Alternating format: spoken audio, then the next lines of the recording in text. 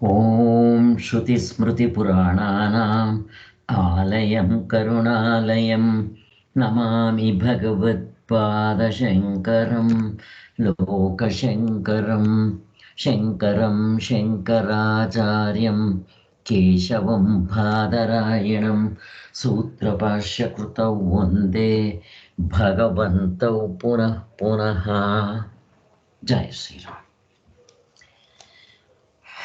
ಪರಮಾತ್ಮನ ಕೇಳ್ಕೊಳ್ಳೋಣ. ಪ್ರಪಂಚದಲ್ಲಿರೋ ಚರ ಅಚರ ಪ್ರತಿಯೊಬ್ಬರಿಗೂ ಕೂಡ ಯಾವಾಗಲೂ ಸುಖ ನೆಮ್ಮದಿ ತೃಪ್ತಿ ಕೊಟ್ಟು ಕಾಪಾಡಪ್ಪ ಅಂತ ಭಗವಂತನಲ್ಲಿ ಕೇಳೋಣ. ಇವತ್ತು ಪರಮಾರ್ಥ ಚಿಂತಾಮಣಿ ಮುಂದುವರಿಸಬೇಕಾಗಿದೆ. ಪರಮಾರ್ಥ ಚಿಂತಾಮಣಿಯಲ್ಲಿ 5ನೇ ಮುಖ್ಯವಾದ ಟಾಪಿಕ್ಕು ಸುಖದ ಪರಮಾರ್ಥ. ಅದನ್ನು ನೋಡ್ತಾ ಇದ್ವಿ. ಇದನ್ನು ನೋಡಬೇಕಾದ್ರೆ ನಾವು ಹಿಂದೆ ಒಂದು ಸ್ವಲ್ಪ ಮೆಲ್ಕಾಕೊಂಡು ಬಂದು ಹ್ಯಾಪಿ ಅನಾಲಿಸಿಸು ಮತ್ತು ಸರ್ವ ಇಷ್ಟಗಳ ಸಿದ್ಧಿ, ಸರ್ವ ಇಷ್ಟ ಸಿದ್ಧಿ, ಎಲ್ಲ ಕೋರಿಕೆಗಳು ನೆರವೇರೋದಕ್ಕೆ ಸಾಧ್ಯವ ಅಂತ ಆ ಪುಸ್ತಕವನ್ನು ಕೂಡ ನಾವು ಚಿಂತನೆ ಮಾಡೋ ಹಾಗೆ ಪರಮಾತ್ಮನ ಕರುಣಾ ಕಟಾಕ್ಷದಿಂದ ಅದು ಮುಗಿಸಿದ್ದಾಯಿತು. ಈಗ ನಮಗೆ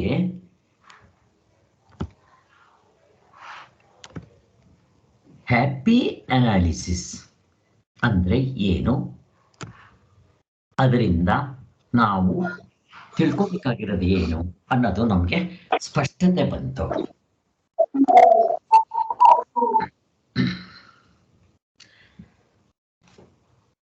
ಸೊ ಸುಖದ ಪರಮಾರ್ಥ ಮತ್ತೆ ವಾಪಸ್ ಬಂದಿದ್ದೀವಿ. ಪರಮಾರ್ಥ ಚಿಂತಾಮಣಿ ಮುಂದುವರಿಸ್ತಾ ಹೋಗೋಣ.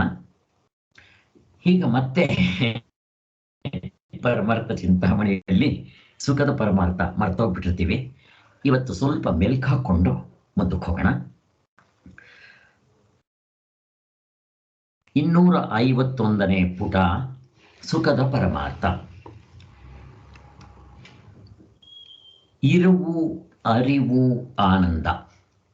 ಇರುವು ನೋಡಿದ್ದಾಯ್ತು, ಅರಿವು ನೋಡಿದ್ದಾಯ್ತು. ಅದೇ ರೀತಿ ಆನಂದವನ್ನ ನೋಡಬೇಕು. ಆತ್ಮ ಅಂತಂದ್ರೆ ಇರುವು ಬೇರೆ, ಅರಿವು ಬೇರೆ, ಆನಂದ ಬೇರೆ ಅಲ್ಲ. ಭಗವತ್ಪಾದರು ಹೇಳ್ತಾ ಇದ್ರು, ಸಾಧನೆ ಮಾಡಿ ನನಗೆ ಇರುವು ಗೊತ್ತಾಯ್ತು, ಅರಿವು ಗೊತ್ತಾಯ್ತು, ಆನಂದ ಸಿಕ್ಕಿಲ್ಲ, ಆನಂದ ಗೊತ್ತಾಗಿಲ್ಲ ಅಂತಂದ್ರೆ ಮುಕ್ತರಾಗಿಲ್ಲ ಅಂತ ಹೇಳ್ತಾ ಇದ್ರು. ಯಾಕೆ ಅಂತಂದ್ರೆ ಒಬ್ಬನೇ 3 ಮೊನಾಕ್ಟಿಂಗ್ ಅಷ್ಟೇ. ಹಿಂದೆ ನಾವು ಬೇಕಾದಷ್ಟು ಎಕ್ಸಾಂಪಲ್ ಚಿಂತನೆ ಮಾಡಿದ್ವಲ್ಲ. ಪೊಲೀಸ್ ಕಾನ್ಸ್ಟೇಬಲ್, ಪೊಲೀಸ್ ಸ್ಟೇಷನಲ್ಲಿ ನಾವು 403 ಕಾನ್ಸ್ಟೇಬಲ್. ಮನೆಗೆ ಬಂದ್ರೆ ಹೆಂಡತಿಗೆ ಗಂಡ, ಮಕ್ಕಳಿಗೆ ತಂದೆ, ಹೊರಗಡೆ ಹೋದ್ರೆ ಸ್ನೇಹಿತನಿಗೆ ತಮ್ಮಣ್ಣ. 4 ಜನ ಇದ್ದಾರ? ಇಲ್ಲ, ಒಬ್ಬನೇ. ಆಯಾ ಸಂದರ್ಭಗಳಲ್ಲಿ ಆ ಹೆಸರು ಬರುತ್ತೆ. ಹಾಗೆ ನಮ್ಮ ನಿಜವಾದ ಸ್ವರೂಪ 3 ಅಲ್ಲ, ಒಂದೇ. ಪ್ರಪಂಚದಲ್ಲಿ ವಸ್ತುಗಳು ಇದೆ ಅಂದಾಗ ಇರುವಿನ ರೂಪದಲ್ಲಿ, ಯಾತ್ರಿಂದ ಜ್ಞಾನ ಆಯಿತು ಅಂದ್ರೆ ಅರಿವಿನ ರೂಪದಲ್ಲಿ, ಆ ವಸ್ತುಗಳಿಂದ ನಮ್ಗೆ ಆನಂದ ಸಿಗುತ್ತೆ ಅಂದ್ರೆ ಆನಂದದ ರೂಪದಲ್ಲಿ, ಇಷ್ಟೇ ಅನ್ನೋದನ್ನು ನೋಡಿದ್ದಾಯ್ತು. ಆದ್ದರಿಂದಲೇ ಆನಂದದಿಂದ ಬಂದು ಆನಂದದಿಂದಲೇ ಜೀವಿಸಿಕೊಂಡಿದ್ದು ಕೊನೆಗೆ ಆನಂದದಲ್ಲೇ ಐಕ್ಯವಾಗೋದು ಅನ್ನೋದು ತೈತರಿಯ ಉಪನಿಷತ್ತು ತಿಳಿಸ್ಕೊಡುತ್ತೆ. 138ರಲ್ಲಿ ಆತ್ಮನೇ ಆನಂದವು. ನಮಗೆ ಪ್ರಪಂಚದ ಹ್ಯಾಪಿ ಅನಾಲಿಸಿಸ್ನಲ್ಲಿ ನೋಡಿದ್ವಿ, ನಮಗೆ ವಸ್ತುಗಳನ್ನ ಅನುಭವಿಸೋದ್ರಿಂದ ಸುಖ ಸಿಗುತ್ತೆ. ಯಾರು ಹೇಳ್ಕೊಡ್ಬೇಕಾಗಿಲ್ಲ, ನಮಗೆ ಗೊತ್ತಿದೆ, ಅವ್ರವ್ರಿಗೆ ಎಲ್ರಿಗೂ ಗೊತ್ತಿದೆ. ಅದರಿಂದನೇ ವಿಷಯಗಳನ್ನ ಕೂಡ ಹಾಕೊಂಡು ಎಷ್ಟು ಸಿಕ್ಕಿದ್ರೆ ಅಷ್ಟು ಅನುಭವಿಸಿದ್ರೆ ಸುಖವಾಗಿರ್ತೀನಿ ಅನ್ನೋದು. ಮತ್ತೆ ಇನ್ನೂ ಒಂದು ಸ್ವಲ್ಪ ಹಿಂದಕ್ಕೆ ಹೋಗಿ ವಿಷಯಗಳು ಇಲ್ಲದೆ ಮನಸ್ಸಿನಲ್ಲಿ ಆನಂದ ಸಿಗ್ತಾ ಇದೆಯಲ್ಲ, ಅದನ್ನೇನು ಹೇಳ್ತೀರಾ ಅಂದಾಗ ಒಂದು ಹೆಜ್ಜೆ ಹಿಂದಕ್ಕಿಟ್ಟಂಗಾಯ್ತು. ಈಗ ಉದಾಹರಣೆಗೆ ಡಿಟೆಕ್ಟಿವ್ ಪುಸ್ತಕ ಓದ್ತೀವಿ, ಅಥವಾ ಕವಿತೆ, ಕಾವ್ಯ, ಆರ್ಟ್, ಮ್ಯೂಸಿಕ್, ಇವುಗಳನ್ನೆಲ್ಲ ಹೇಳ್ತಾ ಇರ್ತೀವಿ. ಇವುಗಳಲ್ಲಿ ಆನಂದ ಸಿಗುತ್ತೆ, ವಸ್ತು ಇಲ್ಲ. ಹೇಗೆ ಸಿಗ್ತಾ ಇದೆ ಅಂತ ಪ್ರಶ್ನೆ ಬಂದಾಗ, ಓಹೋ, ಈ ಕಲೆ, ನೃತ್ಯ, ಮ್ಯೂಸಿಕ್, ಪದ್ಯ ಬರೆಯೋದಾಗ್ಲಿ, ಇವುಗಳಲ್ಲಿ ಹೆಚ್ಚಿನ ಆನಂದ ಸಿಗುತ್ತೆ, ವಿಷಯಗಳಿಗಿಂತ ಹೆಚ್ಚಿನ ಆನಂದ ಸಿಗುತ್ತೆ ಅನ್ನೋದು ಎಲ್ಲರ ಅನುಭವದಲ್ಲಿ ಇದೆ. ಈಗ ಇನ್ನೂ ಒಂದು ಹೆಜ್ಜೆ, ಇದರಲ್ಲಿ ಇನ್ನೊಂದು ಹೆಜ್ಜೆ ಹಿಂದಕ್ಕೆ ಹೋಗೋಣ.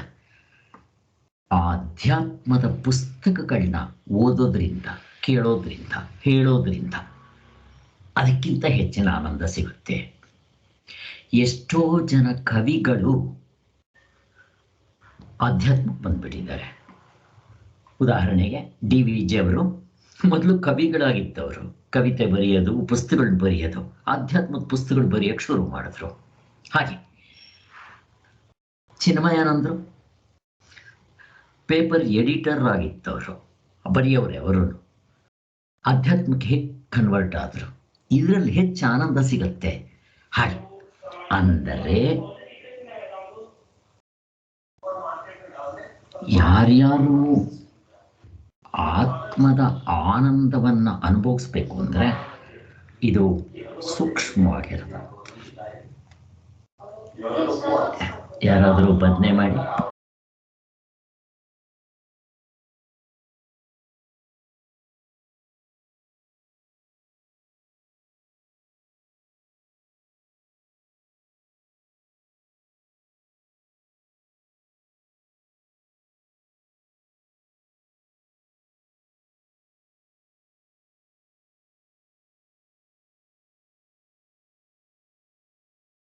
सच्चिदानंद गुरु सच्चिदानंद, सच्चिदानंद गुरु सच्चिदानंद, सच्चिदानंद गुरु सच्चिदानंद, सच्चिदानंद गुरु सच्चिदानंद, ब्रह्मानंद गुरु सच्चिदानंद, आत्मानंद गुरु सच्चिदानंद, ब्रह्मानंद गुरु सच्चिदानंद, आत्मानंद गुरु सच्चिदानंद, सच्चिदानंद गुरु सच्चिदानंद.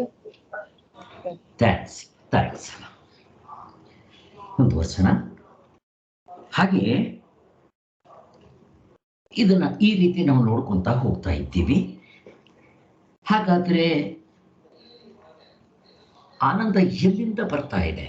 ವಸ್ತುಗಳ ಅನುಭವಿಸೋದ್ರಿಂದ ಆನಂದ, ವಸ್ತುಗಳು ಇಲ್ಲದೆ ಮನಸ್ಸಿನಲ್ಲಿ ಸಿಗೋ ಅಂತ ಈ ಸೂಕ್ಷ್ಮವಾದ ಇವುಗಳಿಂದ ಆನಂದ. ಎರಡೂ ಇಲ್ಲದೆ ಇದ್ರೂ ಆನಂದವಾಗಿರೋದು ಎಲ್ಲಿ?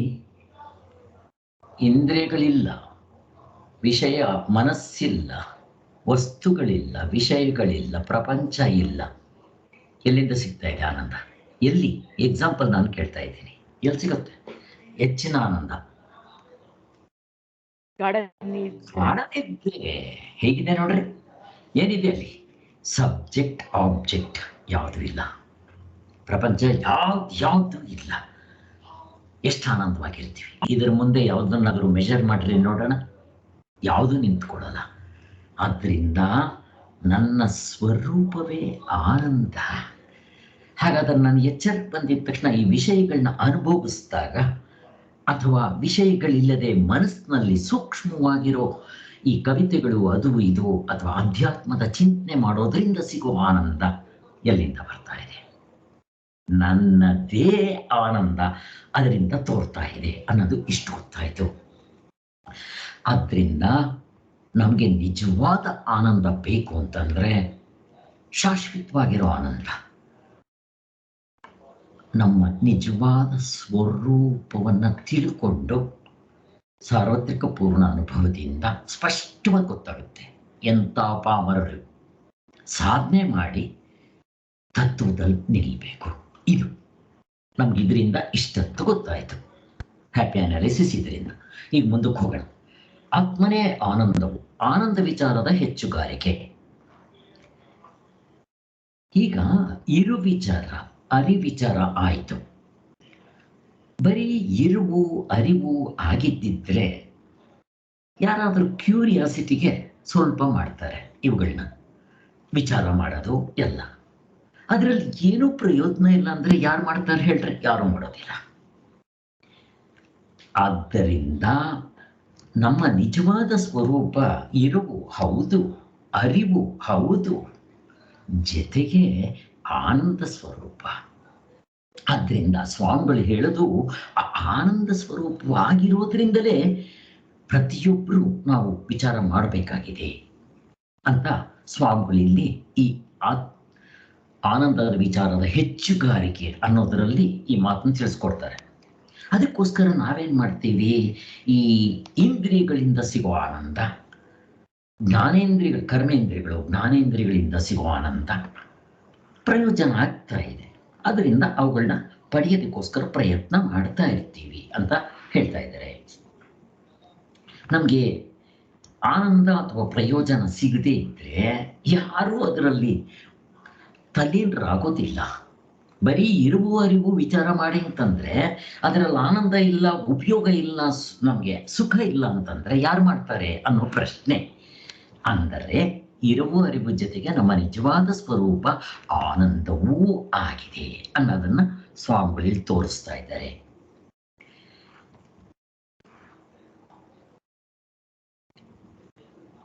ಆದ್ದರಿಂದ ತನ್ನ ಅಭ್ಯಾಸದಿಂದ ನಿಜವಾಗಿ ಪಡೆಯತಕ್ಕ ಪ್ರಯೋಜನವೇ ಇಲ್ಲದೆ ಇದ್ರೆ ಯಾವ ಶಾಸ್ತ್ರ ತಾನೇ ಅವನ ಅಧ್ಯಯನ ಮಾಡ್ತಾನೆ ಅಥವಾ ಅದರಲ್ಲಿ ತೊಡುತ್ತಾನೆ ಅಂತ ಬರುತ್ತೆ. ನಿಜ ವೇದಾಂತ ನಿಜವಾದ ವೇದಾಂತ, ಶಂಕರರು ತಿಳಿಸ್ಕೊಟ್ಟಂತ ವೇದಾಂತ ತರ್ಕ ಅಲ್ಲ, ಅದು ಅನುಭವ ಶಾಸ್ತ್ರ. ಯಾರು ಬೇಕಾದರೂ ಅನುಭವದಿಂದ ಮುಕ್ತರಾಗೋದಲ್ಲ. ಸಾರ್ವತ್ರಿಕ ಪೂರ್ಣ ಅನುಭವ, ಎಚ್ಚರ ಕನಸು ನಿದ್ದೆಯಿಂದ ಶಾಸ್ತ್ರ ಏನ್ ಹೇಳುತ್ತೋ ಅದನ್ನ ಅನುಭವದಿಂದ ಅದನ್ನ ಕಂಡ್ಕೋಬಹುದು. ಪುರುಷಾರ್ಥವೆಂದ್ರೆ ಇದೆ ಅನುಭವದಲ್ಲಿ ಇದನ್ನ. ಆದ್ದರಿಂದ ಆ ಅನುಭವ ಶಾಸ್ತ್ರ ಮಾನವ ಜನ್ಮಕ್ಕೆ ಸಾರ್ಥಕವನ್ನು ಉಂಟು ಮಾಡುವಂತಹದ್ದು. ಆದ್ರಿಂದ ಪ್ರತಿಯೊಬ್ಬರು ಇದನ್ನ ಮಾಡಲೇಬೇಕು. ಮನುಷ್ಯನ ಹುಟ್ಟಿದ್ದಕ್ಕೆ ನಿಜವಾದ ಕರ್ತವ್ಯ ಇದು ಅಂತ ನಮಗೆ ಗೊತ್ತಾಗ್ತಾ ಇದೆ. ಅನುಭವದಲ್ಲಿ ನೋಡಿದ್ರೆ ಪರಮಾನಂದವೇ ಪುರುಷಾರ್ಥ ಅನ್ನೋದು ಗೊತ್ತಾಗುತ್ತೆ. ಅದು ಜ್ಞಾನದಿಂದ ಸಿಗುತ್ತೆ. ಆದ್ದರಿಂದ ತತ್ವ ಜಿಜ್ಞಾಸೆ ಪ್ರಯೋಜನವಿದೆ ಅನ್ನೋದು ತೋರಿಸ್ಕೊಡ್ತಾ ಇದ್ದಾರೆ ಅಂತ ವೇದಾಂತದ ಸಿದ್ಧಾಂತವಾಗಿರುತ್ತೆ. ಆದ್ದರಿಂದ ಈ ಪರಮಾರ್ಥದ ವಿಚಾರ ಪ್ರಯೋಜನಕಾರಿ. ಯಾಕೆ? ಆನಂದದ ಹೆಚ್ಚುಗಾರಿಕೆ ಮಹತ್ವ ಇರೋದ್ರಿಂದ. ಅದಾಯ್ತು. ನೆಕ್ಸ್ಟು 139ರಲ್ಲಿ ಸುಖದ ವಿಷಯಕ್ಕೆ ಜನರ ಅಭಿಪ್ರಾಯ ಏನಿದೆ ಅನ್ನೋದನ್ನ ಹೇಳ್ತೇನೆ. ನಾನು ಸಾರಾಂಶ ಹೇಳ್ತಾ ಇದ್ದೀನಿ. ಇದೊಂದು 2-3 ಟಾಪಿಕ್ ಮುಗಿದಿದೆ, ಅದಕ್ಕೋಸ್ಕರ ಮತ್ತೆ ಮರ್ತು ಹೋಗಿರ್ತೀವಿ ಅನ್ನೋದ್ರಿಂದ.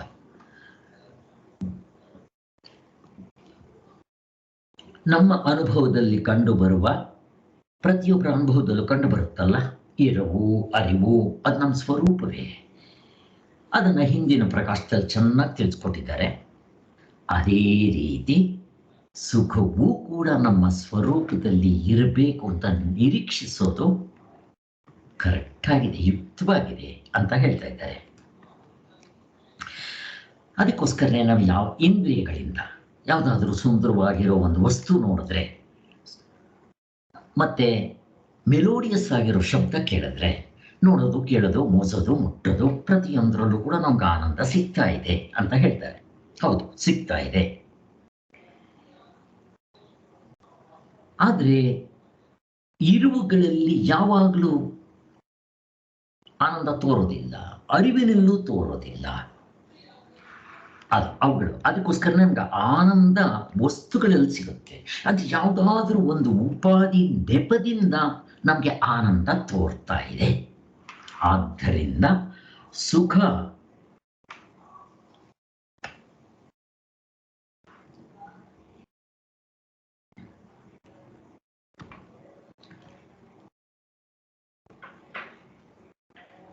ಆದ್ದರಿಂದ ಸುಖವು ನಿಜವಾಗಿ ನಮ್ಮ ಸ್ವರೂಪದಲ್ಲಿದೆ ಅಂತಾಯ್ತು. ಅಥವಾ ಹೊರಗಿನ ವಸ್ತುಗಳ ಸಂಪರ್ಕದಿಂದ ಉಂಟಾಗುತ್ತೆ. ಅಂದರೆ ನಾನು ಜಾಮೂನ್ ತಿಂದರೆ, ಚೆನ್ನಾಗಿರೋ ಪಿಕ್ಚರ್ ನೋಡಿದ್ರೆ, ನಾನು ಚೆನ್ನಾಗಿರೋ ವಾಸನೆ ಸಿಕ್ಕಿದ್ರೆ ಆನಂದ ಸಿಗುತ್ತೆ ಅಂತ ಆಯ್ತು. ಇದನ್ನು ಸ್ವಲ್ಪ ನಾವು ವಿಚಾರಿಸ್ಬೇಕು ಅಂತ ಹೇಳ್ತಾ ಇದ್ದಾರೆ. ಜನರಿಗೆ ಈ ವಿಚಾರದಲ್ಲಿ ಜನಗಳಿಗಿರೋ ಅಭಿಪ್ರಾಯ ಏನಪ್ಪಾ ಅಂದ್ರೆ ಎರಡನ್ನ ಹೇಳ್ತಾರೆ. ನಮ್ಗೆ ಜನರಲ್ ಆಗಿ ವಿಷಯಗಳನ್ನ ಇಂದ್ರಿಯಗಳಿಂದ ಭೋಗಿಸುವಾಗ ಸಿಗುತ್ತೆ, ಇದೆಲ್ರಿಗೂ ಗೊತ್ತಿರೋದು. ಆದ್ದರಿಂದ ವಿಷಯಗಳ ಭೋಗದಿಂದ ಸುಖ ಆಗೋದು ಸಾಮಾನ್ಯರ ಅಭಿಪ್ರಾಯ, ಇದು ಎಲ್ರಿಗೂ ಹಾಗೆ ಇರೋದು. ಆದರೆ ಈ ವಿಚಾರಪರರಾದವರು, ಇನ್ನೂ ಹೆಚ್ಚಿನ ಅಂತಸ್ತಿನ ಜನ ಏನು ಹೇಳ್ತಾರೆ ಅಂದ್ರೆ, ಹೊರಗಿನ ಉಪಾಧಿಗಳು ನಮ್ಮ ಸುಖಕ್ಕೆ ಕಾರಣ ನಿಜವಾಗಿಯೂ ಅಂತ ಹೇಳೋರು ಕೆಲವರಿದ್ದಾರೆ. ಅಂದ್ರೆ ಸ್ಥೂಲವಾದ ಶಬ್ದಗಳು ಇವೆಲ್ಲ ಇರಬೇಕು ಅನ್ನೋ ನಿಯಮ. ಯಾಕೆ? ಸುಖ ಅನ್ನೋದು ಇದು ಇಂದ್ರಿಯಗಳಿಂದ ವಸ್ತುಗಳಿಂದ ಸಿಗೋ ಸುಖ.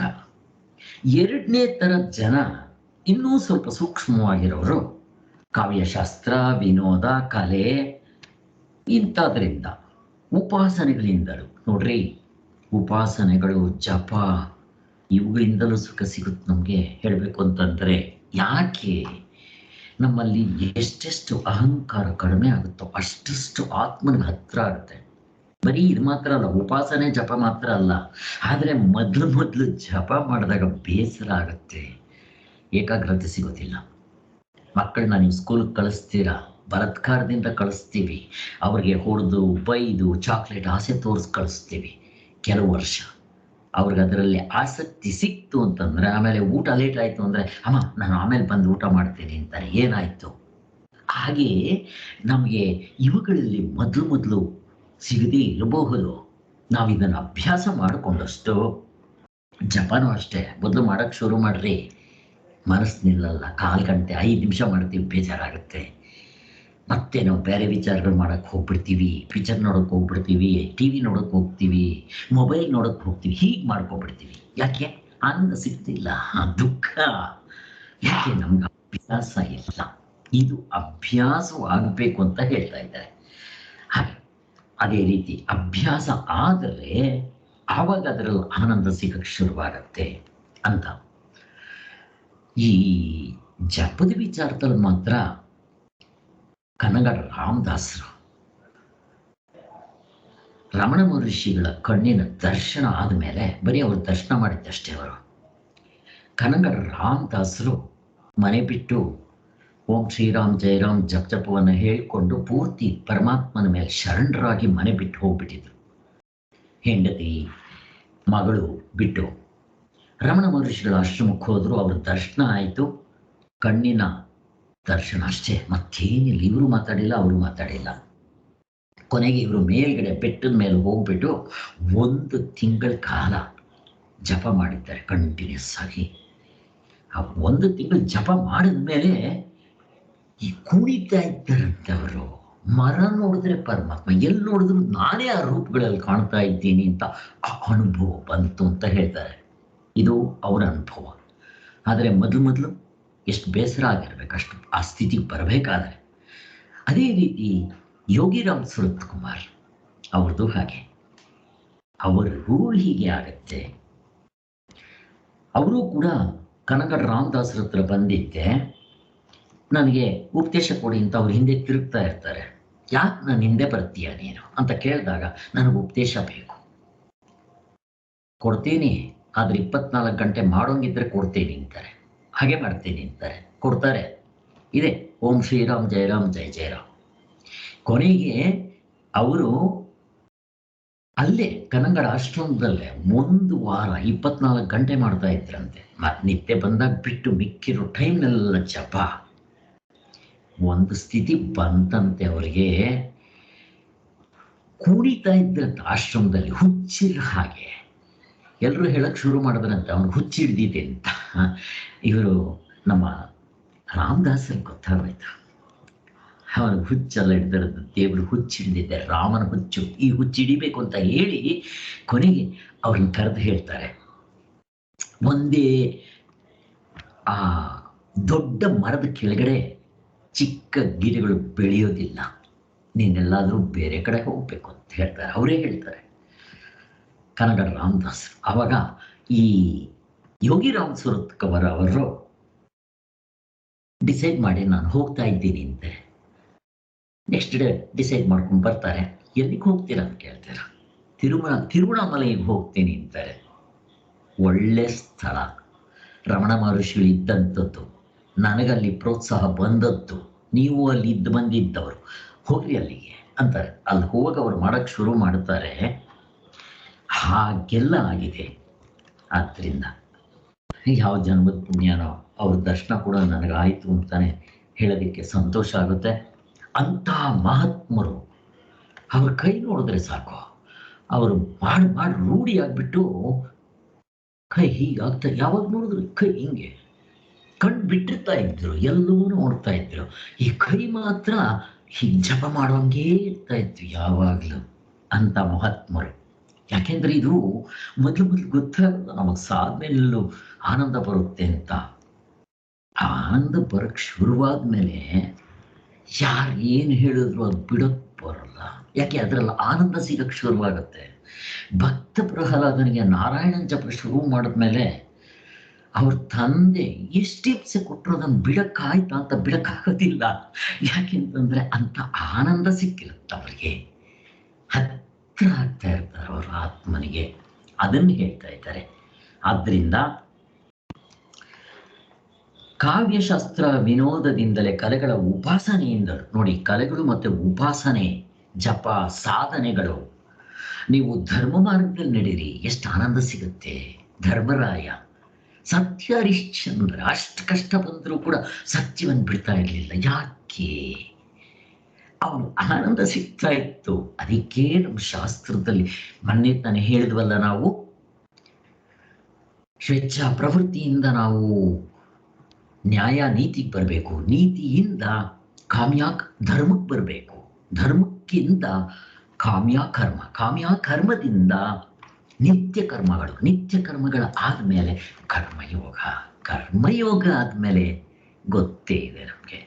ಹಾಗೆ ಆವಾಗ ಧ್ಯಾನ ಯೋಗಕ್ಕೆ ಅರ್ಹತೆ ಬರುತ್ತೆ, ಯೋಗ ಬರುತ್ತೆ. ಎಷ್ಟೋ ಜನಕ್ಕೆ ಧ್ಯಾನ ಅಂದ್ರೆ ಗೊತ್ತಿಲ್ಲ, ಹೇಳ್ತಾರೆ, ಬಟ್ ಅದು ಬೇರೆ ಧ್ಯಾನ, ನಿಜವಾದ ಧ್ಯಾನ ಅಲ್ಲ. ಉಪನಿಷತ್ತುಗಳಲ್ಲಿ ಭಗವದ್ಗೀತೆಯಲ್ಲಿ ಹೇಳೋ ಧ್ಯಾನ ಅದು ಅಲ್ಲವೇ ಅಲ್ಲ. ಏನಾದರೂ ಇರಲಿ, ನಾವಿನ್ನೂ 6ನೇ ಅಧ್ಯಾಯ ಸ್ಟಾರ್ಟ್ ಮಾಡಿಲ್ಲ. ಈಗ 6ನೇ ಅಧ್ಯಾಯ ಶುರು ಮಾಡಿದ್ದೀವಿ, ಮತ್ತೆ ಶುರು ಮಾಡ್ತೀವಲ್ಲ ಇನ್ನು ಸ್ವಲ್ಪ ದಿವಸದಲ್ಲಿ ಮತ್ತೆ ನಾನು ಶುರು ಮಾಡ್ತೀನಿ ಭಗವದ್ಗೀತೆ ಸಾಯಂಕಾಲ. ಅದನ್ನ ನೋಡೋಣ.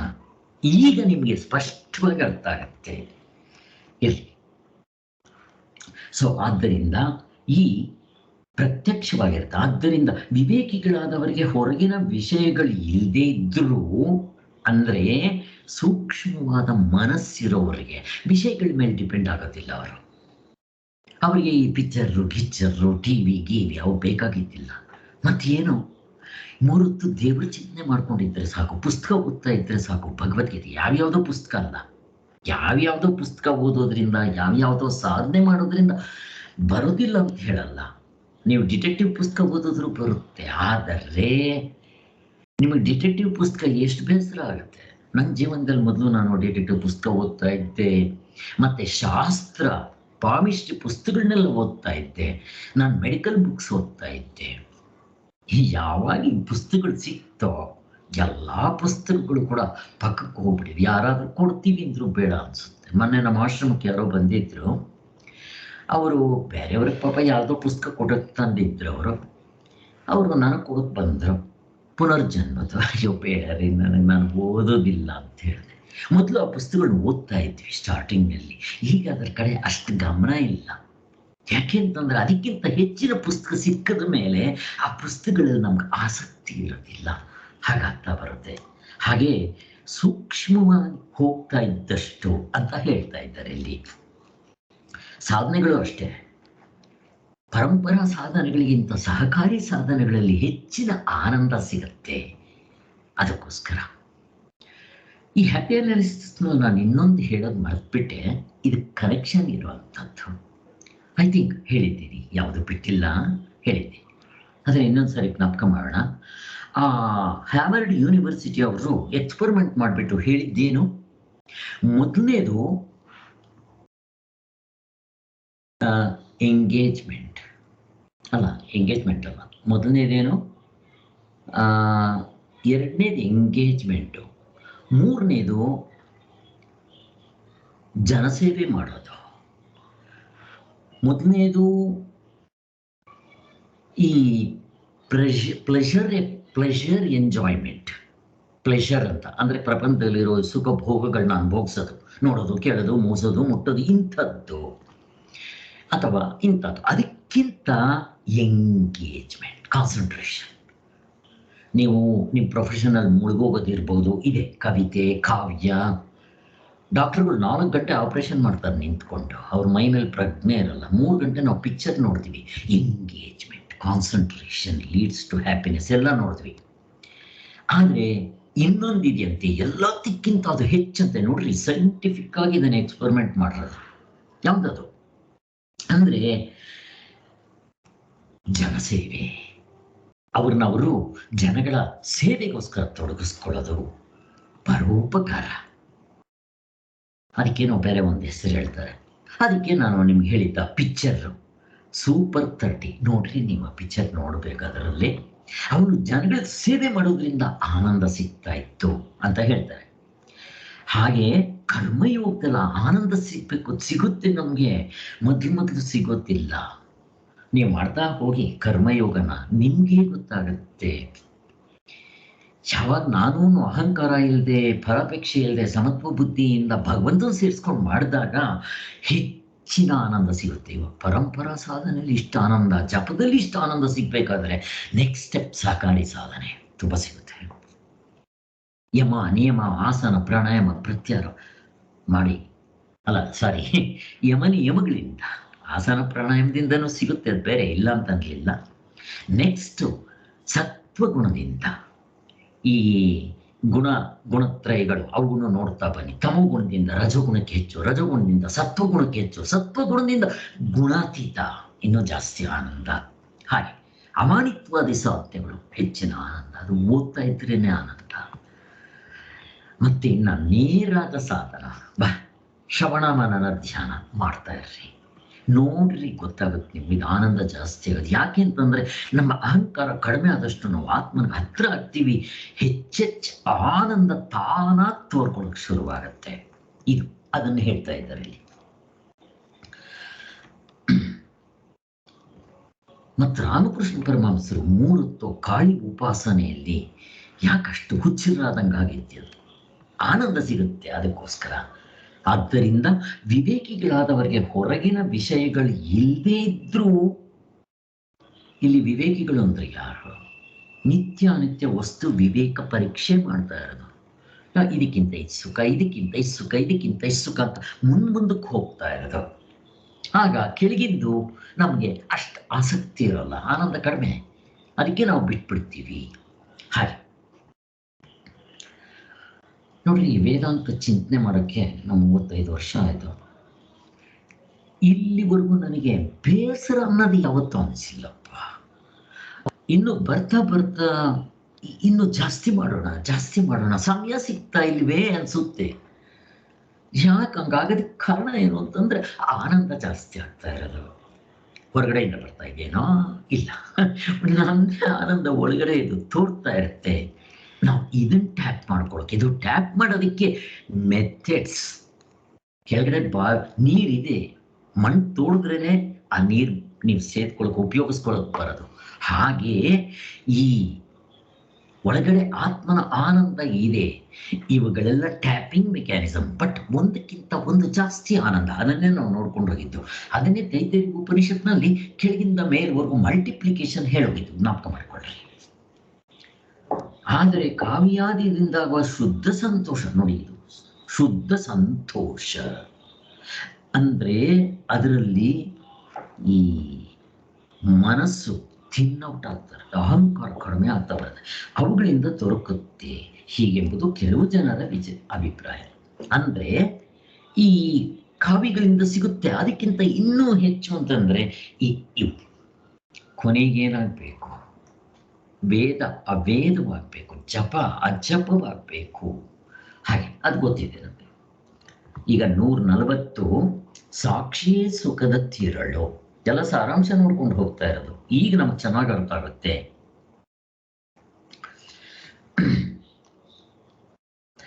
ಹಾಗಾದ್ರೆ ನಿಜವಾದ ಆನಂದಕ್ಕೆ ಯಾವುದು ಕಾರಣ? ನಿಜವಾದ ತಿರುಳು ನಮ್ಮ ಆತ್ಮನೇ ಬೇಸು, ಅದೇ ಅದರ ತಿರುಳೇ. ನನಗೆ ನಿಜವಾದ ಸುಖ ಸಾಕ್ಷಿಯೇ, ಅಲ್ಲಿಂದ ಬರ್ತಾ ಇರೋದು ಅಂತ ಗೊತ್ತಾಗುತ್ತಲ್ವಾ? ಯಾವ ಸಬ್ಜೆಕ್ಟ್ ಆಬ್ಜೆಕ್ಟ್ ಇಲ್ಲದೆ, ವಿಷಯ ಇಲ್ಲದೆ ಗಾಢ ನಿದ್ರೆ ಅಷ್ಟು ಆನಂದ ಸಿಗುತ್ತೆ ಅಂದ್ರೆ ಅದಕ್ಕೆ ಕಂಪೇರ್ ಮಾಡೋದು ಯಾವುದೂ ಇಲ್ಲ. ಈ ಮೇಲಿನ 2 ಅಭಿಪ್ರಾಯಗಳಲ್ಲಿ ನಮ್ಮ ಮನಸ್ಸಿನಲ್ಲಾಗುವ ಒಂದಾನೊಂದು ವೃತ್ತಿ ವಿಶೇಷವು ಸುಖವೆಂಬ ಅಭಿಪ್ರಾಯ ಆಡಿಕೊಂಡಿರುತ್ತೆ. ಅಲ್ಲಿ ಏನಾಯ್ತು? ವೃತ್ತಿ ವಿಶೇಷ ಈ ನಮಗೆ ಲೌಕಿಕದಲ್ಲಿ ಎಚ್ಚರದಲ್ಲಾಗ್ಲಿ ಕನಸಿನಲ್ಲಾಗ್ಲಿ ಆನಂದ ಸಿಗುತ್ತಿಲ್ಲ ಅಂತ ಹೇಳಿಲ್ಲ. ಇಂದ್ರಿಯಗಳಿಂದ ಮನಸ್ಸಿನಿಂದ ಸಿಗೋ ಆನಂದ ವೃತ್ತಿ ವಿಶೇಷ ಅಂದ್ರೆ ವೃತ್ತಿಗಳಿಂದ ಸಿಗುತ್ತೆ. ವೃತ್ತಿ ಅಂತಂದ್ರೆ ಏನು? ಅಥವಾ ಅದಕ್ಕೆ ಮಾಡಿಫಿಕೇಶನ್ ಆಫ್ ದಿ ಮೈಂಡ್ ಅಂತಾನು ಹೇಳ್ತೀವಿ. ಪ್ರತ್ಯಯದ ಸುಖ. ಈಗ ನಾನು ಜಾಮೂನ್ ತಿಂದೆ, ಅದರ ಪ್ರತ್ಯಯ ಮೂಡುತ್ತೆ ಆನಂದ ಮನಸ್ಸಿನಲ್ಲಿ. ಒಂದು ವಸ್ತು ನೋಡಿದೆ, ಆ ವಸ್ತುವಿನ ಪ್ರತ್ಯಯ ಮೂಡುತ್ತೆ ನನ್ನ ಮನಸ್ಸಿನಲ್ಲಿ, ಅದರಿಂದ ನನಗೆ ಸುಖ ಅಂತ. ಹೀಗೆ ಇದು ಗೊತ್ತಿದೆ. ಅಲ್ಲಿಗೆ ವೃತ್ತಿ ವಿಶೇಷ. ಆದರೆ ಗಾಢ ನಿದ್ರೆಯಲ್ಲಿ ಯಾವ ವೃತ್ತಿ ಇರುತ್ತೆ? ಪ್ರಶ್ನೆಯಲ್ಲಿ ಗಾಢ ನಿದ್ರೆಯಲ್ಲಿ ಯಾವ ವೃತ್ತಿ ಇರುತ್ತೆ? ಪ್ರಶ್ನೆ. ಯಾವ ವೃತ್ತಿನೂ ಇರಲ್ಲ ಸರ್. ಇರೋದಿಲ್ಲ. ಯಾಕೆ ಇರೋದಿಲ್ಲ? ಎಲ್ಲ ಕರ್ಕೋಗ್ಬಿಟ್ಟಿರುತ್ತೆ ಸರ್. ಇದ್ರೆ ನಿದ್ದೆ, ಗಾಢ ನಿದ್ದೆ ಮನಸ್ಸಿರೋದಿಲ್ಲ. ವೃತ್ತಿ ಮೂಡ್ಬೇಕಾದ್ರೆ ಅಂತಃಕರಣ ಇರಬೇಕು. ಯಾವಾಗ ಅಂತಃಕರಣವೇ ಇಲ್ಲವೆಯೋ ಅಲ್ಲಿ ವೃತ್ತಿ ಅಂತದ್ದು. ಆದ್ದರಿಂದ ಗಾಢ ನಿದ್ರೆ ಅನುಭವ, ಅದಕ್ಕೆ ಅಷ್ಟ ಆನಂದ ಅಂತ ಹೇಳಿ ಅಲ್ಲಿಗೇನಾಯ್ತು? ಮಾಮೂಲಿ ಸಾಮಾನ್ಯ ಜನಗಳ ಅಭಿಪ್ರಾಯ ವೃತ್ತಿ ವಿಶೇಷ, ಅದು ಇಂದ್ರಿಯಗಳಿಂದ ಸಿಗಲಿ ಅಥವಾ ಅಂತಃಕರಣದಿಂದ ಸಿಗಲಿ, ಸೊ ಇದು ವೃತ್ತಿ ವಿಶೇಷದಿಂದ ಸಿಗದು ಅಂತ. ಸುಖವು ಯಾವುದೋ ಒಂದು ಉಪಾಯದಿಂದಲೇ ಆಗುವುದೆಂತಲೂ ಸಿದ್ಧವಾಗಿಬಿಡುತ್ತೆ. ಯಾವುದೋ ಒಂದು ಉಪಾಧಿ ಇರಬೇಕು. ಇಂದ್ರಿಯಗಳಿಗಾಗಲಿ ಉಪಾಧಿ, ಅಥವಾ ಮನಸ್ಸಿನಲ್ಲಿ ಏನೋ ಒಂದು ಪುಸ್ತಕ ಓದೋದು, ಯಾವುದಾದ್ರೂ ಆಗಲಿ ಅದರಿಂದ ಸಿಗುತ್ತೆ ಅನ್ನೋದು. ಅಲ್ಲಿಗೆ ಒಟ್ಟಿನಲ್ಲಿ ವೃತ್ತಿ ಇರಬೇಕು. ಎಚ್ಚರ ಕನಸುಗಳಲ್ಲಿ ವೃತ್ತಿ ತ್ರಿಪುಟಿ ಇಲ್ಲದೆ ಆನಂದ ಸಿಗೋಕ್ಕೆ ಸಾಧ್ಯನೇ ಇಲ್ಲ. ಅದು ಮುಂದಕ್ಕೆ ಹೇಳ್ತಾರೆ ಅದನ್ನ. ಆದರೆ ಈ ಉಪಾಧಿಗಳಲ್ಲಿ ಸುಖವಿರುವುದೇ ಅಂತ ಪ್ರಶ್ನೆ ಹಾಕೋಬೇಕು. ಉಪಾಧಿ ಅಂತಂದ್ರೆ ಇಲ್ಲಿ ಹೊರಗಡೆದು ಆಬ್ಜೆಕ್ಟ್ ಎರಡೇ, ಆದಿಭೌತಿಕ ಆದಿ ದೈವಿಕ. ಸಬ್ಜೆಕ್ಟ್ ಬಂದಿದೆ ನಮ್ಮ ಶರೀರ, ಇದನ್ನು ಸಬ್ಜೆಕ್ಟ್ ಅಂತೀವಿ. ಆತ್ಮನಿಗೆ ಹೋಲಿಸಿ ಇದನ್ನು ಸಬ್ಜೆಕ್ಟ್ ಆತ್ಮನ್ ಬಿಟ್ಟು ವಿಷಯಗಳಿಗೆ ಹೋಲಿಸಿ ಇದನ್ನು ಸಬ್ಜೆಕ್ಟ್ ಅಂತೀನಿ. ಯಾರಿಗಾದ್ರೂ ಅರ್ಥ ಆಗದಿದ್ರೆ ಕೇಳಿ. ನಾನು ಆತ್ಮನಲ್ಲಿ ಸ್ಟ್ಯಾಂಡ್ ಪಾಯಿಂಟ್ ತಗೊಂಡಾಗ ಇದನ್ನ ವಿಷಯಗಳ ರಾಶಿಗೆ ಬಿಸಾಕಿ ವಿಷಯವಾಗಿ ನೋಡ್ತೀನಿ. ನನ್ನ ಕೈ ನಾನು ನೋಡ್ತಾ ಇದ್ದೀನಿ ಅಂದ್ರೆ ನನಗೆ ವಿಷಯ ಆಯಿತು. ನನ್ನ ಶರೀರ ನಾನು ನೋಡ್ತಾ ಇದ್ದೀನಿ, ನನಗೆ ವಿಷಯ ಆಯಿತು. ಯಾರು ನೋಡ್ತಾ ಇರೋದು? ಶರೀರವನ್ನ. ಯಾರು ನೋಡ್ತಾ ಇರೋದು? ಮನಸ್ಸನ್ನ. ಯಾರು ನೋಡ್ತಾ ಇರೋದು? ಪ್ರಾಣವನ್ನ. ಎಚ್ಚರ ಕನಸುಗಳಲ್ಲಿ ನೋಡ್ತಾ ಇರೋದು ಯಾರು? ಸಾಕ್ಷಿಲಿ ಬಂದಾಗ ವ್ಯವಹಾರದಲ್ಲಿ ಬಂದಿರೋ ಸಬ್ಜೆಕ್ಟ್ ಆಬ್ಜೆಕ್ಟ್ ಆಗ್ಬಿಡುತ್ತೆ, ಅದು ಗೊತ್ತಿದೆ ನಮಗೆ. ಆದ್ದರಿಂದ ಈ ಉಪಾಧಿಗಳಲ್ಲಿ ಸುಖವಿಲ್ಲ. ಇಲ್ಲಿ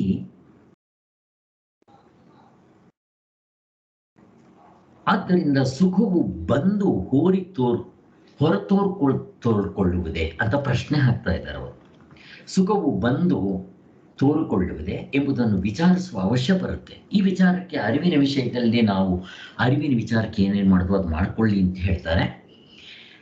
ಯಾಕೆಂದರೆ ನಾವು ಎಚ್ಚರದಲ್ಲಿ ಸುಖವು ಹೇಗಿರುತ್ತೆ ಅನ್ನೋದನ್ನ ವಿಚಾರ ತೊಡಗಬೇಕಾಗತ್ತೆ.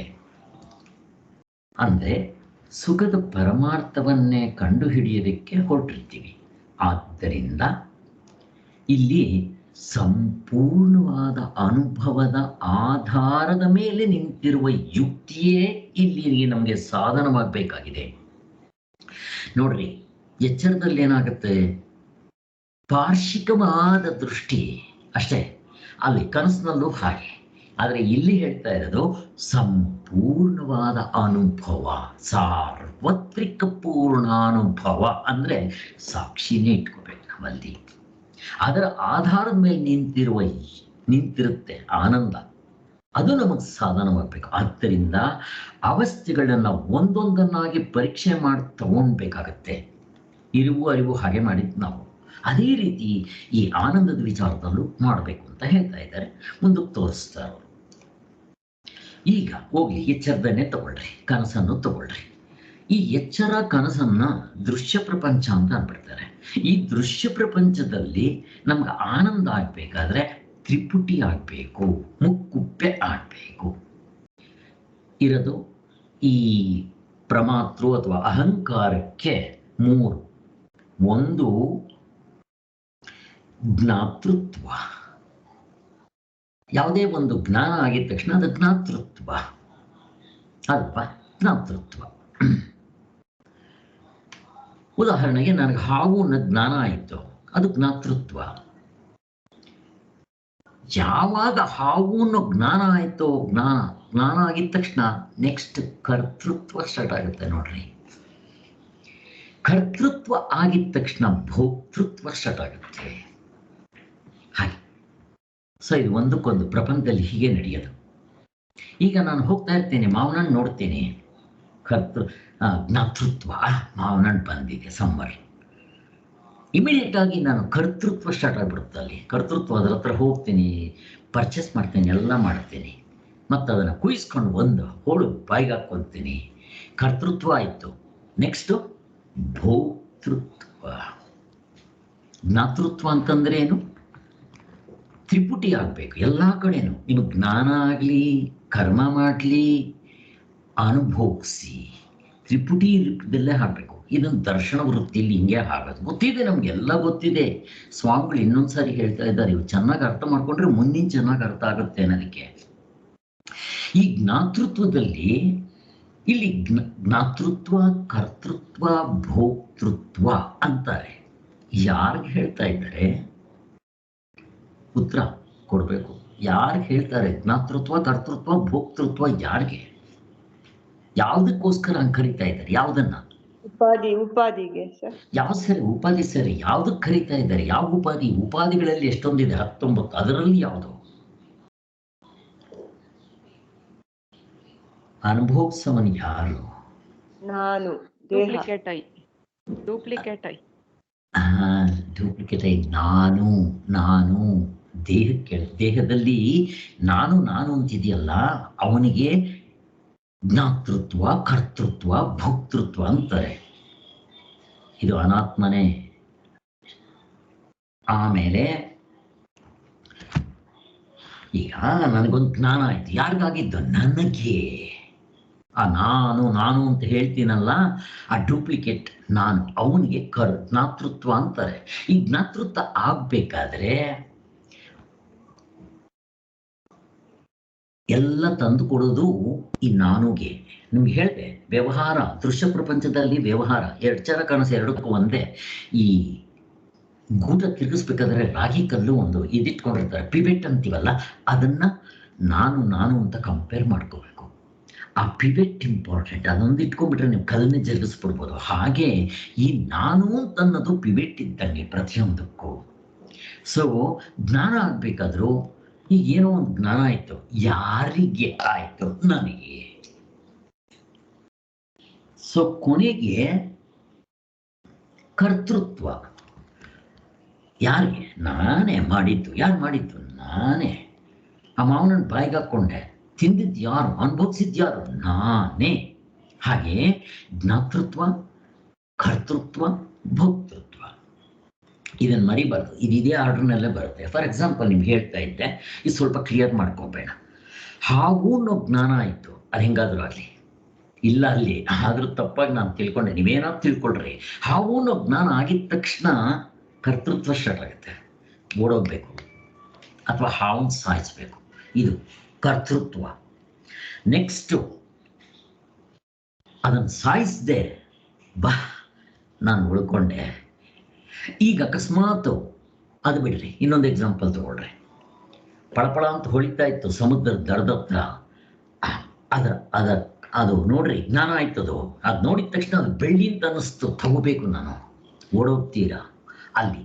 ಫಸ್ಟ್ ಎತ್ಕೊಂತಾನೆ ಜ್ಞಾನದಿಂದ ಕರ್ತೃತ್ವ ಹೋಗ್ತೀರಾ. ಹೋಗಿದ ತಕ್ಷಣ ಅದು ಅಕಸ್ಮಾತ್ ನಿಮಗೆ ಬೆಳ್ಳಿ ಆಗಿದ್ದರೆ ತಗೊಂಡ್ಬಿಡ್ತಾ ಇದ್ರೆ ಅದನ್ನು ಮಾರ್ಕೊಂಡು ಆ ಖುಷಿ ಪಡ್ತಾ ಇದ್ರಿ, ಅನುಭವಿಸ್ತೀರ. ಅದನ್ನು ಭೋಕ್ತೃತ್ವ. ಬಟ್ ನಿಮ್ಗೆ ಅಲ್ಲಿ ಗೊತ್ತಾಗ್ಬಿಡುತ್ತೆ ಬಿಡ್ರಿ, ಬೆಳ್ಳಿ ಅಲ್ಲ ಅದು, ಕಪ್ಪೆ ಚಿಪ್ ಅಂತ. ಅವಾಗ ನಿಮ್ಮ ಕರ್ತೃತ್ವ ಅಲ್ಲಿಗೆ ಸ್ಟಾಪ್ ಆಗ್ಬಿಡುತ್ತೆ. ಪ್ರಪಂಚದಲ್ಲೂ ಹಾಗೆ ನಮಗೆ ಈ ಶರೀರ ನಿಜವಾಗ್ಲೂ ನಾನಲ್ಲ ಅಂತ ಗೊತ್ತಾಗಿದ ತಕ್ಷಣ ಈ ಪ್ರಪಂಚದಲ್ಲಿ ರ್ಯಾಟ್ ರೇಸ್ ಇರುತ್ತಲ್ಲ, ನಿಂತೋಗುತ್ತೆ. ರ್ಯಾಟ್ ರೇಸ್ ನಿಂತಿದ ತಕ್ಷಣ ನಿಮಗೆ 90% 75% ಸುಖ. ಚಿಚ್ಚಿ ಏನು ಹಿಂಗೆ ಒಳ್ಳೆ ಒಬ್ಬರಿಂದ ಒಬ್ಬರು ಕಾಂಪಿಟೇಷನ್ನು, ಓಡೋದು, ಅದು ಬೇಕು ಇದು ಬೇಕು ಅನ್ನೋದು. ಕಾಂಪಿಟೇಷನ್ನೇ ಇಲ್ಲ. ಯಾಕೆ ಕಾಂಪಿಟೇಷನ್ ಬೇಕು? ನನ್ನ ಒಳಗಡೆನೇ ಇದೆ ಅದು ಆನಂದ. ಎಲ್ಲ ನಿಂತು ಹೋಗುತ್ತೆ ನೋಡ್ರಿ. ಕ್ಯೂ ಹೋಗ್ಬೇಕಾಗಿಲ್ಲ, ಯಾವುದಕ್ಕೂ ಕಿತ್ತಾಡಬೇಕಾಗಿಲ್ಲ. ಪ್ರಪಂಚದಲ್ಲಿ ಹೇಗೆ ಬಂದರೆ ಹಾಗೆ ತಗೊಳ್ಳೋ ಅಕ್ಸೆಪ್ಟೆನ್ಸ್ ಬರುತ್ತೆ. ಇದು ಅಲ್ಲಿ ತ್ರಿಪುಟಿ ಒಂದು ಹೇಳೋಣ. ಇಲ್ಲಿ ಜ್ಞಾತೃತ್ವ ಅಂತಂತಂದ್ರೆ ನನಗೆ ಯಾವುದೋ ಒಂದು, ಫಾರ್ ಎಕ್ಸಾಂಪಲ್ ನಾನು ನಿಮ್ಮನ್ನು ನೋಡ್ತಾ ಇದ್ದೀನಿ, ನೀವು ನನಗೆ ಕಾಣಿಸ್ತಾ ಇದ್ದೀರಾ. ನನ್ನ ಇಂದ್ರಿಯಗಳು ನನ್ನ ಕಣ್ಣು ಮುಖಾಂತರ ನಿಮ್ಮನ್ನು ನೋಡ್ತೀನಿ. ನಿಮ್ಮನ್ನು ನೋಡಿದ ತಕ್ಷಣ ವಸ್ತು, ಆಬ್ಜೆಕ್ಟ್ ನೀವು, ನನ್ನ ಇಂದ್ರಿಯಗಳು ಇನ್ಸ್ಟ್ರೂಮೆಂಟು. ನೋಡಿದ ತಕ್ಷಣ ಇವರು ಬಂದಿದ್ದಾರೆ ಅಂತ ಹೇಳಿ ಅಲ್ಲಿಗೆ ರಿಸಲ್ಟು ಪ್ರತ್ಯಯ ರೂಪದಲ್ಲಿ ಅಂತಃಕರಣದಲ್ಲಿ ಮೂಡುತ್ತೆ. ಮೂಡಿದ ತಕ್ಷಣ ನಾನು ಇಂಥವ್ರು ಬಂದಿದ್ದಾರೆ ಅಂತ ನಾನು ರೆಕಗ್ನೈಸ್ ಮಾಡ್ತೀನಿ. ಜ್ಞಾತೃತ್ವ, ನನಗೆ ಗೊತ್ತಾಯಿತು ಅವ್ರು ಯಾರು ಅಂತ. ಇದು ತ್ರಿಪುಟಿ ಆಗಬೇಕು. ಏನೇನಲ್ಲಿ? ಜ್ಞಾತೃ, ಜ್ಞಾನ, ಜ್ಞೇಯ. ಜ್ಞೇಯ ಅಂತಂದ್ರೆ ನೀವು, ಜ್ಞಾನ ಅಂತಂದ್ರೆ ನನ್ನ ಇನ್ಸ್ಟ್ರೂಮೆಂಟ್ಸಿಂದ ನಾನು ನಿಮ್ಮನ್ನು ನೋಡ್ತೀನಿ, ಆದರೆ ಜ್ಞಾನ ಆಗುತ್ತೆ. ಜ್ಞಾತೃ ಅಂದರೆ ಅನುಭೋಗಿಸೋನು, ಗೊತ್ತಾಗಿದ್ದು. ಜ್ಞೇಯ ಅಂದರೆ ನೀವು, ಜ್ಞಾನ ಅಂತಂದರೆ ಮಧ್ಯದಲ್ಲಿರೋ ಇನ್ಸ್ಟ್ರೂಮೆಂಟ್ಸ್, ಕಣ್ಣಿಂದ ನಾನು ನೋಡ್ತೀನಿ. ಹಾಗೆ ತಿನ್ನೋದಾದರೆ ಬಾಯಿಂದ ತಿಂದು ನೋಡ್ತೀನಿ. ಇದು ಜ್ಞಾತೃತ್ವ, ತ್ರಿಪುಟಿ ಆಗಬೇಕು. ಅದೇ ರೀತಿ ಕರ್ತೃತ್ವ.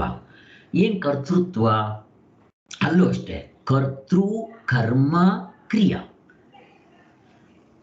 ಇಲ್ಲಿ ಕರ್ಮ ಮಾಡ್ತಾ ಇರೋದು ಕರ್ತೃ, ನಾನು ಮಾಡೋನು ಕರ್ತೃ. ಹೊರಗಡೆ ವಿಷಯಗಳನ್ನ ಉಪಯೋಗಿಸ್ಕೊಂಡು ಕೆಲಸ ಮಾಡ್ತೀನಿ. ಇದಕ್ಕೆ ಕರ್ತೃ. ಅದೇ ಥರನೇ 3 ತ್ರಿಪುಟಿ ಇರುತ್ತೆ. ಭೋಕ್ತೃ, ಭೋಗ, ಭೋಗ್ಯ 3 ಇರುತ್ತೆ. ಅಲ್ಲೂ ಅಷ್ಟೇ ತ್ರಿಪುಟಿ. ಒಂದು ತ್ರಿಪುಟಿ ಅಂತಾರೆ, ಅಷ್ಟು ತಿಳ್ಕೊಂಡ್ರೆ ಸಾಕು. ನಮಗೆ ಗೊತ್ತಿದೆ, ಅನುಭೋಗಿಸೋನು ನಾನು, ಹೊರಗಡೆದು ವಿಷಯ, ಮಾವನಣ್ಣು ವಿಷಯ. ನಾನು ನಾಲ್ಗೆ ಉಪಯೋಗಿಸ್ಕೊಂಡು ಅದನ್ನು ಆ ಬಾಯಿಂದ ತಿಂತೀನಿ, ಅದನ್ನು ರುಚಿ ಅನುಭೋಗಿಸ್ತೀನಿ. ಇವು ತ್ರಿಪುಟಿ ಅಂತ ಹೇಳ್ತಾರೆ. ಇದು ದೃಶ್ಯ ಪ್ರಪಂಚದಲ್ಲಿ ಇರುತ್ತೆ ಅಂತ ಹೇಳ್ತಾ ಇದ್ದಾರೆ. ಇಷ್ಟು ತಿಳ್ಕೊಂಡ್ರೆ ಸಾಕು. ಅಲ್ಲಿಗೆ ಜ್ಞಾತೃ ಜ್ಞಾನ ಜ್ಞೇಯಗಳೆಂಬ ವಿಭಾಗವಾಗ್ತಾ ಇರುತ್ತೆ. ಅದೇ ತರ ಕರ್ತೃ ಕರ್ತೃ ಕರ್ತೃ ಕರ್ಮ ಕ್ರಿಯೆ, ಭೋಕ್ತೃ ಭೋಗ ಭೋಗ್ಯ ಅಂತ ಹೇಳ್ತಾ ಇದ್ದಾರೆ. ಈ ಭೋಗದ ವಿಷಯದಲ್ಲಿ ನಾನು ಇದನ್ನು ಭೋಗಿಸ್ತಿದ್ದೇನೆ ಅನ್ನೋ ರೂಪದಲ್ಲಿ ಇವು ಆಗ್ತಾ ಇರುತ್ತೆ. ಭೋಕ್ತೃ ಭೋಗ ಭೋಗ್ಯಗಳು, ಇದು ಮುಕ್ಕುಪ್ಪೆ ಅಥವಾ ತ್ರಿಪುಟಿ ಅಂತ ಹೇಳ್ತಾ ಇದ್ದಾರೆ. ಹಾಗೆ ಅರಿವಿಗೆ ಕಣ್ಣು ಮುಂತಾದ ಜ್ಞಾನೇಂದ್ರಿಯಗಳನ್ನು ಉಪಯೋಗಿಸುವಂತೆ ಅವರೇ ಒಂದು ಎಕ್ಸಾಂಪಲ್ ಕೊಡ್ತಾ ಇದ್ದಾರೆ. ನಾನಿವಾಗ ಹೇಳಿದ್ದೇನೆ ಹೇಳ್ತಾ ಇದ್ದಾರೆ. ಕೆಲವು ಜ್ಞಾನೇಂದ್ರಿಯಗಳು ಕರ್ಮೇಂದ್ರಿಯಗಳನ್ನ ಉಪಯೋಗಿಸ್ತೀವಿ. ಅರಿವು ಅಂತಃಕರಣದಲ್ಲಿ ಒಂದಾನೊಂದು ವೃತ್ತಿ ರೂಪದಲ್ಲಿ ತೋರ್ತಾ ಇರುತ್ತೆ. ಯಾವಾಗ ನೀವು ಏನ್ ಮಾಡಿದ್ರೂ ಆಗ್ಲಿ, ಜ್ಞಾನ ಆಗ್ಲಿ ಅಂತಃಕರಣದಲ್ಲಿ ವೃತ್ತಿ, ಕರ್ತೃ ಕೆಲಸ ಮಾಡುವಾಗಲೂ ಅಂತಃಕರಣದಲ್ಲಿ ಅದರ ವೃತ್ತಿ ಮೂಡುತ್ತೆ. ಅನುಭೋಗಿಸುವಾಗಲೂ ಅದರ ಆನಂದವೋ ದುಃಖನೋ ಅಂತಃಕರಣದಲ್ಲಿ ಅದರ ಪ್ರತ್ಯಯ ವೃತ್ತಿ ಮಾಡಿಫಿಕೇಶನ್ ಆಫ್ ದಿ ಮೈಂಡ್ ಎಲ್ಲ ಒಂದೇ ಮೂಡುತ್ತೆ ಅಂತ ಹೇಳ್ತಾ ಇದ್ದಾರೆ ಅಷ್ಟೇ. ನೆಕ್ಸ್ಟ್ ನನ್ನ ಪ್ರಶ್ನೆ, ಗಾಢನಿದ್ರೆಯಲ್ಲಿ ಅನುಭವಿಸ್ತೀವಲ್ಲ, ಯಾವ ಪ್ರತ್ಯಯ ಮೂಡುತ್ತೆ ಅಲ್ಲಿ? ಪ್ರಶ್ನೆ, ಉತ್ತರ ಕೊಡ್ಬೇಕು. ಯಾವುದು ಇಲ್ಲ ಸರ್. ಯಾಕೆ? Correct answer, correct. ಯಾಕೆ? ಏನು ಇಂದ್ರಿಯಗಳೇನು ಇರಲ್ವಲ್ಲ ಸರ್. ಇಂದ್ರಿಯಗಳೆಲ್ಲ ಅಂತಃಕರಣ ಇಲ್ಲ, ಅಂತಃಕರಣ ಇರೋದು. ಸರಸ್ವತಿ ಅಮ್ಮ ಹೇಳಿಮ್ಮ, ನೀವು ಹೇಳಿಮ್ಮ. ಸರಸ್ವತಿ ಅವರೇ ನೀವು ಹೇಳಿ.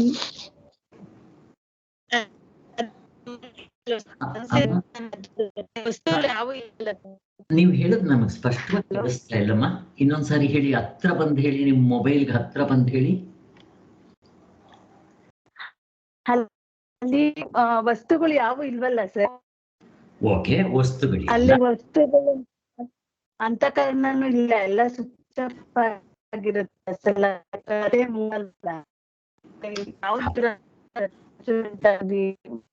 ವಸ್ತುಗಳಾಗಿ ಹೌದು. ನೀವು ಮಾತಾಡೋದು ಅಷ್ಟು ಸ್ಪಷ್ಟವಾಗಿ ನಮ್ಗೆ ಯಾರಿಗೂ ಕೇಳಿಸ್ತಾ ಇಲ್ಲ. ನಾಳೆಯಿಂದ ನೀವೇನ್ ಮಾಡಿ ಅಂತಂದ್ರೆ ಈ ತರದೊಂದು ಹಾಕೊಳ್ರಿ, ಅವಾಗ ನೀವು ಮಾತಾಡೋದು ಚೆನ್ನಾಗಿ ಕೇಳಿಸುತ್ತೆ. ಬಟ್ ನೀವ್ ಹೇಳಿದ್ ನನ್ಗೆ ಅರ್ಥ ಆಯ್ತು. ಅವ್ರು ಏನ್ ಹೇಳ್ತಾ ಇದ್ದಾರೆ ಅಂತಂದ್ರೆ, ಅಲ್ಲಿ ತ್ರಿಪುಟಿ ಇಲ್ಲ, ಆಬ್ಜೆಕ್ಟ್ಸ್ ಇಲ್ಲ. ಎರಡನೇದು, ಅಲ್ಲಿ ಅನುಭವಿಸೋದಿಕ್ಕೆ ಇನ್ಸ್ಟ್ರೂಮೆಂಟ್ಸ್ ಇಲ್ಲ. ಈ 19 ಇನ್ಸ್ಟ್ರೂಮೆಂಟ್ಸ್ ಯಾವುದೂ ಇಲ್ಲ. ನೆಕ್ಸ್ಟ್, ಅನುಭವಿಸೋ ಜೀವಪ್ಪ ಇಲ್ಲ ಅಲ್ಲಿ. ನಾನು ಅಂತ ಹೇಳ್ತೀನಲ್ಲ, ಈ ಮೂವರು ಇಲ್ಲದೆ ಇರೋದ್ರಿಂದ ಪ್ರತ್ಯಯ ಎಲ್ಲಿ ಮೂಡಬೇಕು? ಆದ್ದರಿಂದ ಗಾಢನಿದ್ರೆಯಲ್ಲಿ ಯಾವ ಪ್ರತ್ಯಯನೂ ಇಲ್ಲ. ಹಂಗೆ ಜ್ಞಾನ ಆಗುತ್ತೆ ನೋಡ್ರಿ, ಹಂಗೆ ಆನಂದ ಬರುತ್ತೆ. ಏನೊಂದು ಪ್ರಶ್ನೆ ಕೇಳ್ತೀನಿ.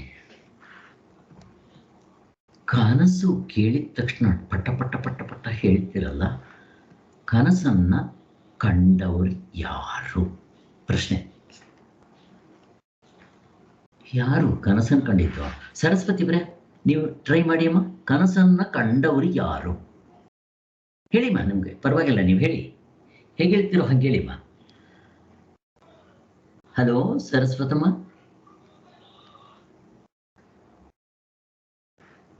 ಓಕೆ, ಈಗ ಯಾರಾದರೂ ಹೇಳಿ, ಕನಸನ್ನ ಕಂಡವ್ರು ಯಾರು? ನಿದ್ದೆನ ಕಂಡವ್ರು ಯಾರು? ಯಾರು ಹೇಳ್ರಿ? ಬೇರೆಯವ್ರು ಯಾರಾದ್ರೂ ಹೇಳ್ರಿ. ಅವ್ರು ಇದ್ದಂಗಿಲ್ಲ, ಪಾಪ ಎದ್ದು ಹೋಗಿದ್ದಾರೆ. ನಾನೇ ಕಂಡಿರೋದು. ಯಾರು? ಆತ್ಮ. ಆತ್ಮ. ಹಲೋ, ಏನೋ ಹೇಳ್ತಾ ಇದ್ದೀರಾ ಸರಸ್ವತಮ್ಮ? ಹೇಳಿಮ್ಮ. ಅಂದ್ರೆ ಕನ್ಸಲ್ಲಿ ಮತ್ತೆ ನಿದ್ದೆ ಕಂಡಿರೋದು ಆತ್ಮನೇ ಸರ್, ಅದು ಹರಿಗೆ ಕಂಡಿರೋದು. Very good. ಅಲ್ಲಿ ತ್ರಿಪುಟಿ ಇದೆಯಾ? ಕನ್ಸಲ್ಲಿದೆ ಸರ್. ಅಲ್ಲ, ಕನಸಿನಲ್ಲಿ ಅಲ್ಲ, ಕನಸಿನಲ್ಲಿದೆ. ಕನಸಿನಲ್ಲಿ ಭಿಕ್ಷುಕ ತ್ರಿಪುಟಿಯಿಂದ ನೋಡ್ತಾನೆ, ಒಪ್ಕೊಂತೀನಿ. ಎಚ್ಚರದಲ್ಲಿರೋ ಜನಕ ಮಹಾರಾಜ ತ್ರಿಪುಟಿ ಇರುತ್ತೆ. ನಾನ್ ಕೇಳೋದು, ಆತ್ಮ ತ್ರಿಪುಟಿಯಿಂದ ನೋಡ್ತಾನ? ಇಲ್ಲ ಸರ್, ಅದು ತ್ರಿಪುಟಿ ಯಾವ್ದು ಇರಲ್ಲ. Very good, very good. ಸಾಕ್ಷಿಯಾಗಿರ್ತಾನೆ ಸರ್. ಅವನ್ ಸಾಕ್ಷಿಯಾಗಿರ್ತಾನೆ. ಈಗ ನಾನು ಕನಸು ಕಂಡವ್ರು ಯಾರು? ಆತ್ಮ. ನಿದ್ದೆ ಅನುಭವಿಸ್ತೆ ಅಂತಾನೆ, ಅನುಭವಿಸೋದಲ್ಲ ಇರ್ಲಿ. ಅಲ್ಲಿ ಪ್ರತ್ಯಯ ಮೂಡೋದಿಲ್ಲ ಅದು. ಆದ್ರಿಂದ ಇದು ಅಪ್ರಿಷಿಯೇಟ್ ಮಾಡಬೇಕಾಗಿರೋದು. ಇಲ್ಲಿ ಅಂತಃಕರಣದಲ್ಲಿ ಒಂದಾರೊಂದು ವೃತ್ತಿ ರೂಪದಲ್ಲಿ ಮೂಡುತ್ತೆ. ನಿಮಗೆ ದೃಶ್ಯ ಪ್ರಪಂಚದಲ್ಲಿ ಈ ರೀತಿ ಮೂಡ್ತಾ ಇರುತ್ತೆ. ಪ್ರತ್ಯಯ ಇರಬೇಕು, ವಸ್ತುಗಳಿರಬೇಕು, ಇಂದ್ರಿಯಗಳಿರಬೇಕು, ಅದನ್ನು ಅನುಭವಿಸೋದಕ್ಕೆ ಜೀವಪ್ಪ ಇರಬೇಕು, ಮೂರು ಇರಬೇಕು. ಎಚ್ಚರ ಆಗಲಿ ಕನಸಾಗಲಿ ದೃಶ್ಯ ಪ್ರಪಂಚದಲ್ಲಿ. ಆದರೆ ಅದೃಶ್ಯ ಪ್ರಪಂಚ ಅಂದರೆ ನಿದ್ದೆಯಲ್ಲಿ ಇವ್ಯಾವುದೂ ಇರಬೇಕಾಗಿಲ್ಲ. ಆದರೂ ನೀವು ಎಷ್ಟು 100 ಪ್ರಶ್ನೆ ಕೇಳ್ರಿ, ಉತ್ತರ ಕೊಡ್ತೀರಿ ನೀವು. ಎಷ್ಟು ಚೆನ್ನಾಗಿದೆ. ಕನಸನ್ನೆಲ್ಲ ಪಟ ಪಟ ಎಕ್ಸ್ಪ್ಲೇನ್ ಮಾಡ್ತೀರಿ. ಇವೆಲ್ಲ ನಾವು ಚೆನ್ನಾಗಿ ಬಿಡಿಸ್ಕೊಂಡಿರ್ತೀವಿ. ಇಲ್ಲಿ ಒಂದನ್ನು ಹೇಳಕ್ಕೆ ಇಷ್ಟಪಡ್ತೀನಿ. ರಘು ಅವರು ನಾವು ಒಂದ್ಸಾರಿ ನಮ್ಮ ಮನೆ ಹತ್ರ ಸೇರಿದ್ದಾಗ ನಮ್ಮ ಮೋಕ್ಷ ಸಿದ್ಧೆ ಇದ್ರೆ ಹೋಗ್ಲಿ, ರಘುವರೇ ನಾವಿಬ್ಬರು ಸಚ್ಚಿದಾನಂದ ಸರಸ್ವತಿ ಸ್ವಾಮಿಗಳು ಏನು ಹೇಳಿದ್ದು ನಮ್ಗೆ ಗೊತ್ತಿರೋದನ್ನ ಆದಷ್ಟು ಜನಗಳಿಗೆ ತಿಳಿಸ್ಬೇಕು ಅಂತ ಮಾತಾಡ್ಕೊತಾ ಇದ್ವಿ. ಆವಾಗ ರಘುವರು ಹಾಗೆ ಹೇಳಿದ್ರು ಹೌದು ಅಂತ. ಕೊನೆಗೆ ಬರ್ತಾ ಬರ್ತಾ ನಾವು ಅದು ಆವಾಗ ರೆಕಾರ್ಡ್ ಮಾಡ್ತಾ ಇದ್ವು ಗೊತ್ತಿಲ್ಲ. ಆಮೇಲೆ ರೆಕಾರ್ಡ್ ಮಾಡೋಕ್ಕೆ ಶುರು ಮಾಡಿದ್ವಿ. ಸ್ಕೈಪ್ ಅನ್ನೋದು ಸ್ಟಾರ್ಟ್ ಆಯಿತು. ಅದರಲ್ಲಿ ಮೊದಲು ರೆಕಾರ್ಡ್ ಮಾಡ್ತಾ ಇರಲಿಲ್ಲ. ಈಗ ಆ ಸ್ಕೈಪ್ ಒಂದು ರೆಕಾರ್ಡ್ ಮಾಡಿ ಯೂಟ್ಯೂಬ್ಗೆ ಫೀಡ್ ಮಾಡೋಕ್ಕೆ ಶುರು ಮಾಡಿದ್ವಿ. ನೋಡ್ರಿ, ಅದು ಯಾರಿಗೋ ಉಪಯೋಗ ಆಗುತ್ತೆ ಅಂತ ನಾವಿಬ್ಬರು ಪಣತೊಟ್ಟ ಕಡೆ ಬಂದಿದ್ವಿ, ಮಾಡ್ತಾ ಇದ್ವಿ. ನನಗೆ ಮೊನ್ನೆ ಇದರಿಂದ ಒಂದು ವಿಚಾರ ಗೊತ್ತಾಯಿತು. ಈಗ ತಾನೇ ಇಲ್ಲಿ ಸರಸ್ವತಮ್ಮ ಅಂತ ಬಂದಿದ್ದಾರೆ, ಸರಸ್ವತಿ ಅವರು ಅಂತ. ಅಮ್ಮ ನೀವು ಸ್ವಲ್ಪ ಸ್ಕೈಪ್ಗೆ ಏನಾದರೂ ಇದಕ್ಕೆ ವಿಡಿಯೋಗೆ ಬರೋಕ್ಕಾಗುತ್ತಮ್ಮ? ನೀವು ಜಸ್ಟ್ ನಾನು ಸ್ವಲ್ಪ ಇಂಟ್ರೊಡ್ಯೂಸ್ ಮಾಡಿಕೊಡ್ತೀನಿ ನಮ್ಮ ಇವರಿಗೆ. ಸ್ವಲ್ಪ ನೀವು ವಿಡಿಯೋಗೆ ಸ್ವಲ್ಪ ಬಂದರೆ ಒಳ್ಳೆಯದು. ನಾನು ನಿಮ್ಮನ್ನು ಸರಿಯಾಗಿ ನೋಡಿಲ್ಲ, ಎಲ್ಲರೂ ನೋಡ್ತಾರೆ. ಸ್ವಲ್ಪ ವಿಡಿಯೋಗೆ ಬರೋಕ್ಕಾದ್ರೆ ಬನ್ನಿಮ್ಮ. ಇವರು ಏನಾಯಿತು ಅಂತಂದರೆ ಒಂದ್ಸಾರಿ ನನಗೆ ಮೆಸೇಜ್ ಹಾಕಿದ್ರು ಇವರು. ಯಾವುದಕ್ಕೆ? ಒಂದು ನಮ್ಮದು ಯೂಟ್ಯೂಬ್ನಲ್ಲಿ ಫೀಡ್ ಮಾಡಿರ್ತೀವಲ್ವಾ, ಅದರಲ್ಲಿ ಇವರು ಒಂದು ಮೆಸೇಜ್ ಹಾಕಿದ್ರು. ಈ ಥರ ನಿಮ್ಮದು ಪರಮಾರ್ಥ ಚಿಂತಾಮಣಿ 135 ಕೇಳಿದ ತಕ್ಷಣ ನಾನು ಎಲ್ಲ ಪ್ರಶ್ನೆಗಳಿಗೂ ಉತ್ತರ ಬರುತ್ತಮ್ಮ. ನೀವು ತೆಗಿಬೇಕು. ಓಕೆಮ್ಮ, ಸಂತೋಷ. ನೀವು ಹಾಗೆ ಸ್ವಲ್ಪ ಕರೆಕ್ಟ್ ಅಮ್ಮ. ಸೊ ಇವರು ಅಮ್ಮ ತುಂಬಾ ಸಂತೋಷ. ಸ್ವಲ್ಪ ನೀವು ಸೈಲೆಂಟ್ ಮೋಡ್ಗೆ ಹಾಕಿ. ನಿಮ್ ಕಡೆ ಗಲಾಟೆ ಬರೋಂಗಿದ್ರೆ ಸೈಲೆಂಟ್ ಮೋಡ್ಗೆ ಹಾಕ್ಬಿಡಿ. ಸೈಲೆಂಟ್ ಮೋಡ್ಗೆ ಹಾಕಿ ಅಮ್ಮ. ಸರಿ. ಇವರು ಅವಲ್ಲಿ ಕೆಲವು ವರ್ಷಗಳಿಂದ ಏನೋ ಸಾಧನೆ ಮಾಡ್ತಾ ಇದ್ದಾರೆ, ಇಲ್ಲ ಅಂತಲ್ಲ. ಅವರಿಗೆ ತುಂಬಾ ಪ್ರಶ್ನೆಗಳಿತ್ತಂತೆ ದೇವರ ವಿಚಾರದಲ್ಲಿ, ಆತ್ಮನ ವಿಚಾರದಲ್ಲಿ ಎಲ್ಲ. ಸರಿ, ಹಾಗೆ ಅಲ್ಲಿ ಇಲ್ಲಿ ಹುಡುಕ್ತಾ ಇದ್ರು. ಹೇಗೋ ನಮ್ದು ಯೂಟ್ಯೂಬ್ ಅವ್ರಿಗೆ ಸಿಕ್ತು, ನೋಡಕ್ ಶುರು ಮಾಡಿದ್ರು. ಪರಮಾರ್ಥ ಚಿಂತಾಮಣಿ 135 ನಾವೆಲ್ಲ ಡಿಸ್ಕಷನ್ಸ್ ಮಾಡಿದ್ದು ಎಲ್ಲ ಕೇಳಿದ್ದಾರೆ. ಇವ್ರು 2 ತಿಂಗಳಿಂದ ಕೇಳ್ತಾ ಇದ್ದಾರಂತ ಅಷ್ಟೇ. ನಾನು ಅವ್ರು ನೋಡಿಲ್ಲ, ಅವ್ರು ನನ್ನ ನೋಡಿಲ್ಲ, ನಾವು ಯಾವತ್ತೂ ಮಾತಾಡಿಲ್ಲ, ನಮ್ಮ ಗ್ರೂಪ್ಗೂ ಯಾವತ್ತೂ ಬಂದೂ ಇಲ್ಲ. ಅವ್ರಿಗೆ ಸ್ಕೈಪಿನ ವಿಚಾರನೇ ಗೊತ್ತಿಲ್ಲ. ಸ್ಕೈಪಿನ ವಿಚಾರ ಗೊತ್ತೇನೋ ಗೊತ್ತಿಲ್ಲ. ನಾನು ಲಿಂಕ್ ಅಂತೂ ಯಾವತ್ತೂ ಕಳಿಸಿಲ್ಲ. ಯೂಟ್ಯೂಬ್ನಲ್ಲಿ ನೋಡ್ಕೊಂಡಿದ್ದಾರೆ.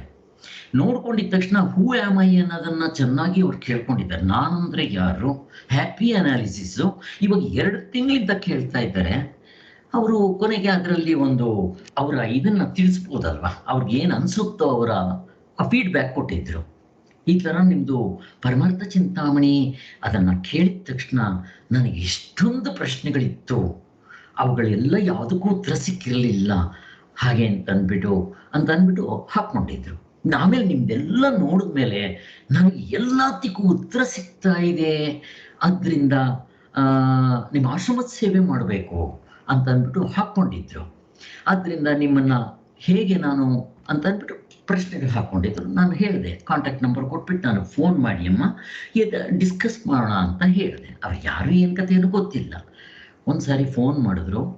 ಅವ್ರ ಹತ್ರ ಮಾತಾಡಿದ ಮೇಲೆ ನೀವು ಏನು ಪ್ರಶ್ನೆ ಕೇಳಿ, ಇವಾಗ ನಾನು ಏನು ಪ್ರಶ್ನೆ ಕೇಳ್ತಾ ಇದ್ದೀನೋ 2 ತಿಂಗಳಲ್ಲಿ ನಾನು ಅವ್ರಿಗೆ ಯಾವತ್ತೂ ಪಾಠ ಮಾಡಿಲ್ಲ. ಅವ್ರು ನನ್ನ ಪಾಠ ಡೈರೆಕ್ಟಾಗಿ ಕೇಳಿಲ್ಲ.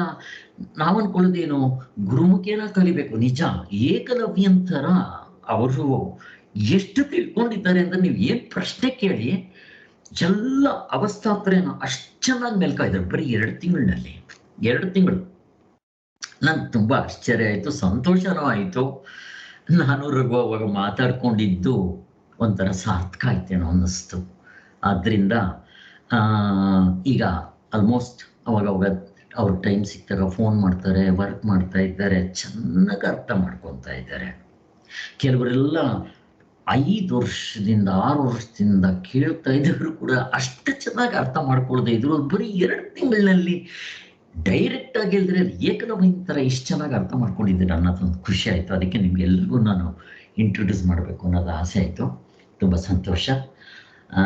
ಹೀಗೆ ಯಾರ್ಯಾರೋ ಎಲ್ಲೆಲ್ಲೋ ಇರ್ತಾರೆ, ಈಗ ಅವರು ಕೂಡ ರೆಗ್ಯುಲರ್ ಆಗಿ ಬರೋಕ್ಕೆ ಇಷ್ಟಪಡ್ತಾ ಇದ್ದಾರೆ.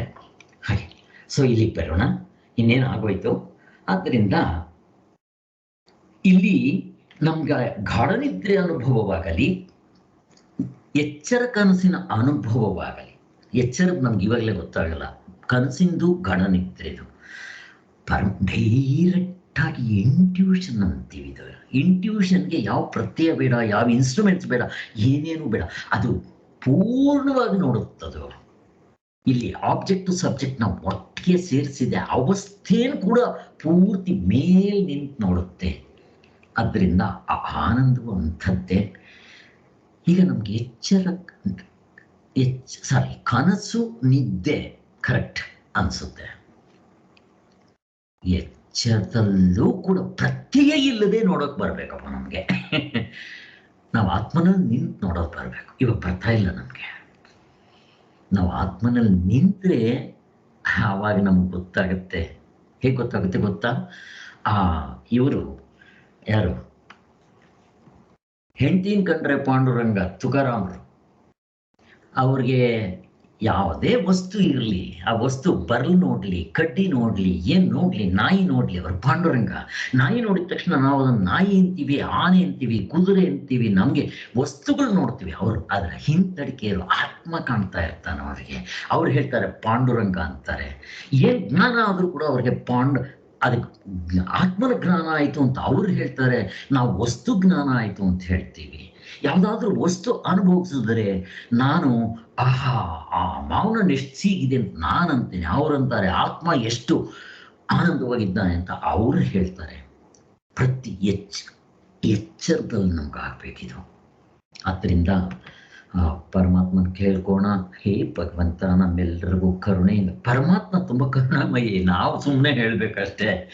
ನಮ್ಗೆಲ್ರಿಗೂ ಆಶೀರ್ವಾದ ಮಾಡ, ತತ್ವದಲ್ಲಿ ನಿಲ್ಲೋ ಹಾಗೆ ಮಾಡಪ್ಪ ಅಂತ ಕೇಳಿದ್ದೆ. ಅದ್ರ ಜೊತೆಗೆ ಸುಮ್ಮನೆ ಕೇಳಿದ್ರೆ ಸಾಕು, ನಾವು ಎಫರ್ಟ್ ಹಾಕಬೇಕು, ಸಾಧನೆ ಮಾಡಬೇಕು. ಬಟ್ ಆ ಪರಮಾತ್ಮ ಕೊಡೋಕೆ ರೆಡಿ ಇರ್ತಾನೆ, ನಾವು ರೆಡಿಯಾಗಿರ್ಬೇಕು ಅಂತ ಕೇಳ್ಕೊಂಡು ಇವತ್ತು ಮುಗಿಸೋಣ. ಓಂ ಶಾಂತಿ ಶಾಂತಿ ಶಾಂತಿ. ಜೈ ಗುರುದೇವ್.